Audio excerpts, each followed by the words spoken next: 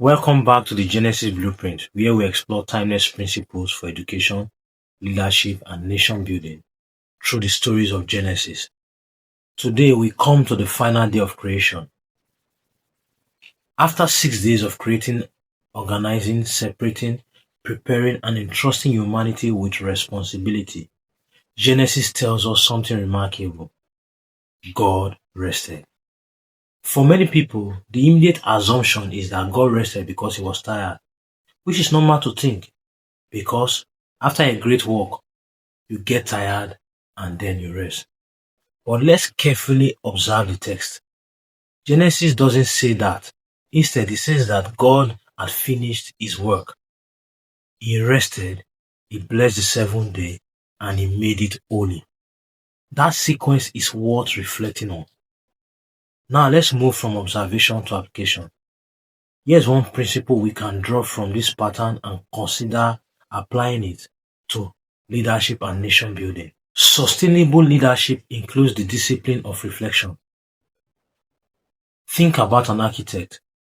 When a building is completed, there is usually an inspection before the next big project begins. Why? Because evaluation protects quality. Think about a teacher. A good teacher doesn't simply rush into the next lesson. There are assessments, feedback, reflection, because learning improves when we pause long enough to understand what has happened. The same principle applies to leadership. Many leaders are constantly busy launching new programs, making announcements, starting new initiatives. But wise leadership doesn't only ask, what is next? It also asks, what have we learned? Reflection is not wasted time. Reflection is where wisdom grows. Let's apply this to nation building. Imagine if every major policy ended with an honest evaluation. What worked or what failed? What should be improved upon? Imagine if organizations regularly reflected on their culture instead of waiting for crisis. Imagine if families paused to evaluate how they communicate with one another. Imagine if each of us ended every week by asking, what did I learn this week?